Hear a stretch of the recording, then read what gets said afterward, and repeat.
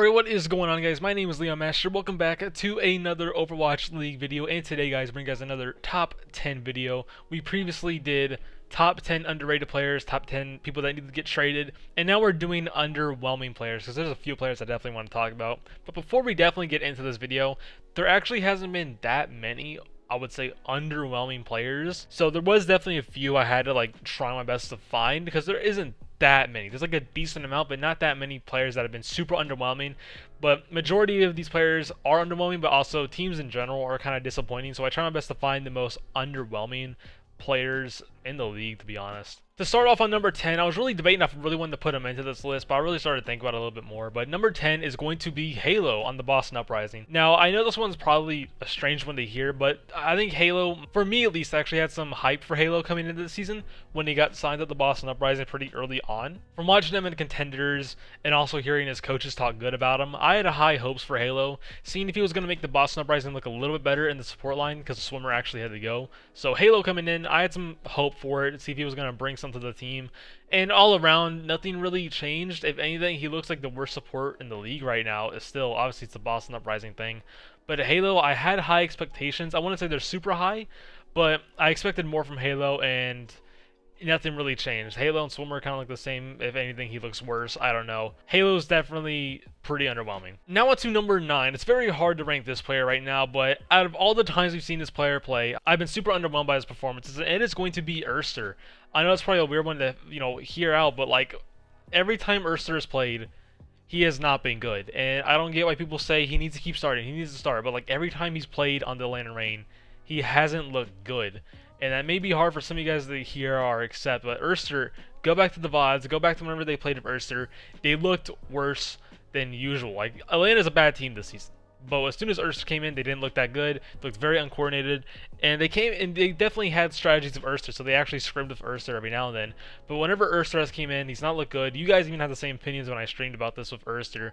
Erster's very underwhelming, but then again, this could also be with Atlanta Reign in general. Atlanta Reign is also very underwhelming this season, but there's definitely a few more Atlanta players I'm going to be talking about on this list. But Erster, I wouldn't say it's fully fair to say yet. That's why he's on the very bottom of this list with Erster so far. But if he does play mainly this next, week with the Atlanta Reign, because Baby Bay has said this might be his last tournament, or it is his last tournament. Let's see where Baby Bay goes. Probably plays Valorant or something. But they still have a Sharp on the lineup, so maybe they'll do something with Edison Sharp. Hopefully they don't. Let's see if they do Edison Erster, and see if they work up Erster mainly into the roster, and see if Erster does good at the end of the day. Now on to number 8. This one may just be an opinion of mine. Also, before I keep going on, this is all my opinion. Everyone can have their own underwhelming player list. But number 8, I do gotta say, no one really talked about this one, but number 8 is actually gonna be Dogman. For me, at least, I expected a lot from Dogman coming into the season, because at the end of Season 2, Dogman looked really good. He was like one of the best flex sports in the league at the end of the Season 2, and coming into this season, I expected that from Dogman, but no, it was kind of like the same thing. The beginning of the Season 2, very inconsistent, and it's kind of like this was Season 3, but it's kind of been like all season. Maybe he'll pick it up at the end of the season. He did that last season. At the end of the season, Dogman picked it back up. Maybe he'll do it again this season, but it's very hard to tell. We've had a lot of time now this season, so I feel like Dogman should be back on that level, but unfortunately he isn't. I do think there is chances of Dogman being that good again, but Dogman has also been just super underwhelming this season. Now on to number 7. Number 7 is going to be NEVE from the Toronto Defiance. Now I know this one may be weird to some people, but right now, because NEVE is actually performing good, in the Summer Showdown tournament. But the thing I say to that is, where was this NEVE throughout the entire season? NEVE has been performing really good recently, but the thing is, where was this through the entire season on his Sigma, his Diva, Orisa, I guess you'd say a little bit, mostly his Sigma. Where was this? He's been really not that good at all this season, and I know a lot of people hyped him up in the season. I told y'all not to be this hyped with NEVE. Even I wasn't that hyped. I said that he's probably not going to be that good this season, and I still was underwhelmed with NEVE, because I think at the end of the day, I had some hype in me, but not a lot. I even said it earlier on the season. NEVE hasn't played mainly since Season 1, and coming into this season, it'll be a really hard time for him, which it was. And he's kind of picking it up now, but it's kind of hard to say. When you're in a tournament, you play completely different, and we saw that with NEVE. Hopefully NEVE keeps performing like this, and obviously this is a good meta for Toronto, so maybe he will. But right now, I'm going to still put him on this list, because where was these performances this entire season? Now on to number 6. A lot of people had the same opinions on this player, and I do too. Number 6 is going to be NEVE on the Chengdu Hunters. You know, after every World Cup performance of Leave and him a contenders, we had a lot of hype for Leave coming into the season, be one of the best, potentially Rookie of the Year. I remember that being an argument before the season started. And at the end of the day, Leave has been really underwhelming. He's not as good as his World Cup performances and his previous performances. We all expected Leave to be really good this season, and he ended up not being that good.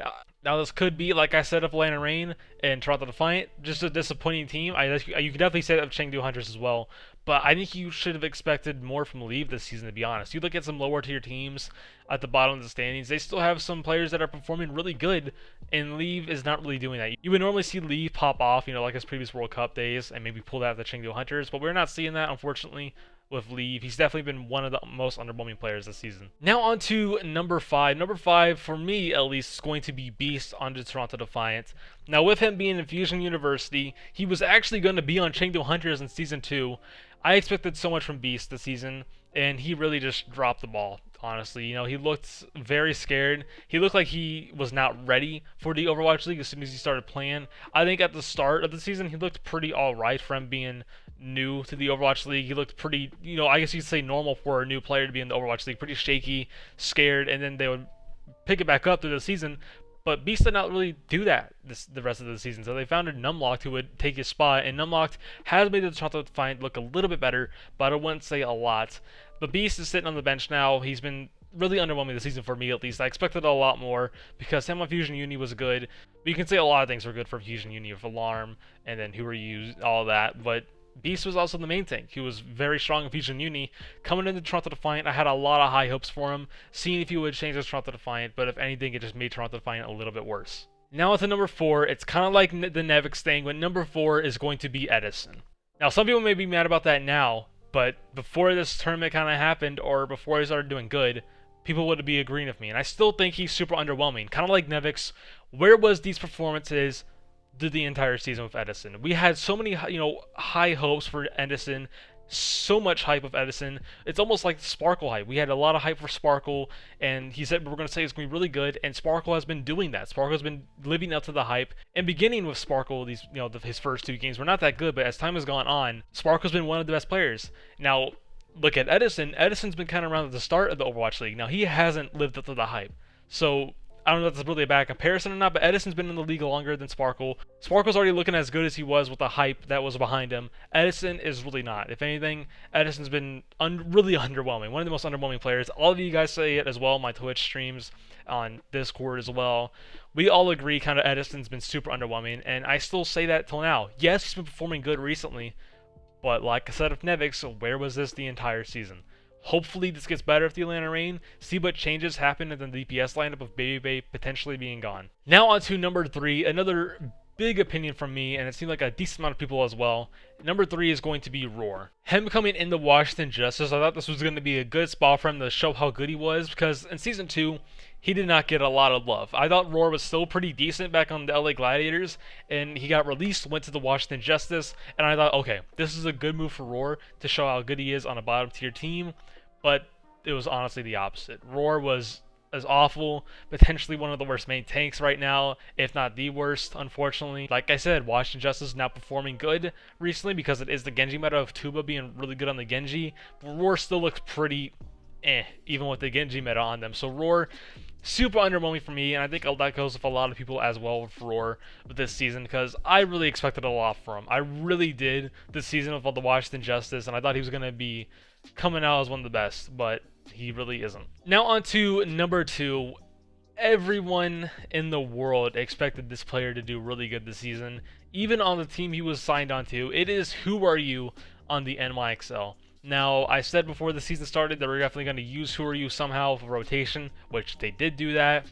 And we all expected Who Are You to be good. You know, there was a rumor of him, a strong rumor of him joining the Dallas Fuel. I think a lot of Fuel fans are now happy we have Doha instead, who's been very good on the Fuel so far.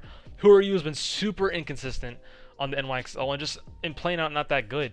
Unfortunately, he doesn't look already that much. There's occasional times Who Are You does look good. At the beginning of the season, I definitely gotta say Who Are You was actually pretty good at the start of the season, but as time has gone on, Who Are You has gone downhill a little bit, and he's been super underwhelming, just like all these players below him. I think it just really hits with Huryu because we had a lot of hype. He was like we all hyped up Huryu, you know, and joined the Overwatch League. He's a big name. He's gonna pop off, and he plays a lot of Genji. But obviously NYXL now has Hacksaw, which we'll never see Huryu as Genji right now. So we'll see where that goes. Maybe Huryu will get traded to the Shock apparently, but I don't see that happening at all. But it's just a little fun thing to throw out there. But Huryu has been super underwhelming this season. One of the most underwhelming players this season, but not with number one though. Number one on my list is going to be OG on the LA Gladiators. It really sucks to put OG number one because, you know, him on Dallas Fuel at the end of season one, all of season two, he was very inconsistent. He was really good though at the same time. He was very good, one of the best tanks in the league at the time. And we all expected him to do good on the Gladiators. You know, he had a lot of disagreements with the Fuel coaching staff, and a lot of Fuel fans said, hey, this is going to be a good chance for OG to show how good he was going to the LA Gladiators with DP as the head coach and all of his coaching staff. And we come into the season, they do good at the start. You know, they do really good. But as time has gone on, I think the best way I can say it is OG has been more inconsistent than consistent than his previous seasons. I think he's been not that good, to be honest, this season. He still has some shines of being really good on the Gladiators, but we can also say Gladiators is just a bad team now. We have to accept that the Gladiators is no longer a good team. They have fantastic players. They really do, but they're just not putting it together well. OG has been super inconsistent, and just like season 2, I think there's honestly a strong chance of OG getting traded to a different team, and maybe that next team will be a good coaching staff for him. But we all know OG's good, but we don't know what the situation is. You know, we all expected this to be a good team for him, the coaching staff.